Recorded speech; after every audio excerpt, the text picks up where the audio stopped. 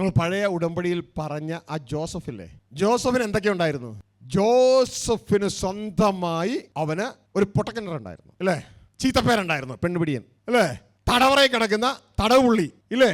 ഇതൊക്കെ ഉണ്ടായപ്പോഴും കൂടെ വേർന്നുണ്ടായിരുന്നു ദൈവത്തിന്റെ ഫേവർ. മനസ്സിലായോ? ദൈവത്തിന്റെ ഫേവർ, അതാണ് ദൈവപ്രസാദം. ഇത് ഫറവോ, ഇത് എവിടെ ഇവൻ ചെന്നാലും, തടവറയിൽ പോയാലും എല്ലാവരും കാണുന്നൊരു സാധനമുണ്ട്, ഇവനോട് കൂടെ ദൈവപ്രസാദമുണ്ട്, ദൈവപ്രസാദമുണ്ട്. പക്ഷെ ദൈവപ്രസാദം ഉള്ളതിലും കയ്യിൽ 5 പൈസ ഇല്ല. ദൈവപ്രസാദമുണ്ട്, കയ്യിൽ 5 പൈസ ഇല്ല.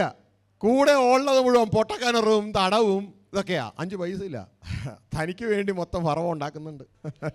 തനിക്ക് വേണ്ടി മുഴുവൻ, ജോസഫിന് വേണ്ടി മൊത്തം ആരുണ്ടാക്കുന്നുണ്ട്? അപ്പുറത്ത് ഫറവോ ഉണ്ടാക്കുന്നുണ്ട്. ജോസഫേ, നീ ദൈവപ്രസാദത്തിൽ നടന്നാൽ മാത്രം മതി, നിനക്ക് വേണ്ടതൊക്കെ, നിനക്ക് വേണ്ട കിരീടം അവിടെ റെഡിയാക്കി വരുന്നുണ്ട്, നിനക്ക് വേണ്ട ധനം അവിടെ റെഡിയാക്കി വരുന്നുണ്ട്, നിനക്ക് വേണ്ട ഭരണം അവിടെ ഫറവോ റെഡിയാക്കുന്നുണ്ട്, എല്ലാം റെഡിയാക്കുന്നുണ്ട്. ദൈവപ്രസാദമുള്ളവന് ദൈവം എന്ത് കൊടുക്കുന്നു? ജ്ഞാനം കൊടുക്കുന്നു. അത് മാത്രം മതി. ഇതാ ഫറവോന് ഒരു സ്വപ്നം വരുന്നു, ആ സ്വപ്നം വിവരിക്കാൻ ആളില്ല, അതിന് ജ്ഞാനമുള്ള ഒരുവൻ വേണം. അങ്ങനെ തടവറയിൽ നിന്ന് ജോസഫ്, അവിടെ ദൈവം അവനെ പൊക്കുകയാണ്. എങ്ങോട്ടേക്ക്? കൊട്ടാരത്തിലേക്ക്.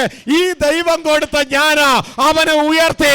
ആ ജോസഫ് ഈജിപ്തിലെ ഭരണാധികാരിയായി മാറി. കിട്ടേണ്ടതൊക്കെ കിട്ടിയില്ലേ? പണം കിട്ടിയില്ലേ? ലാൻഡ് കിട്ടിയില്ലേ? സിംഹാസനം കിട്ടിയില്ലേ? അധികാരം കിട്ടിയില്ലേ? മാത്രമല്ല നല്ലൊരു കുടുംബജീവിതം കിട്ടിയില്ലേ? അവിടുത്തെ ഏറ്റവും ശ്രേഷ്ഠനായ പ്രധാന പുരോഹിതന്റെ മകളെ ഇവന് ഭാര്യയായി കൊടുത്തു. എന്നിട്ട് തന്റെ 2ാം രഥവും അങ്ങ് കൊടുത്തു. കയറ്റിയിരുത്തി നടക്കാൻ പറഞ്ഞു. മുമ്പില് ഫറവോ വിളിച്ചു പറയിപ്പിച്ചു, മുട്ടുമടക്ക്, മുട്ടുമടക്ക്, മുട്ടുമടക്ക്.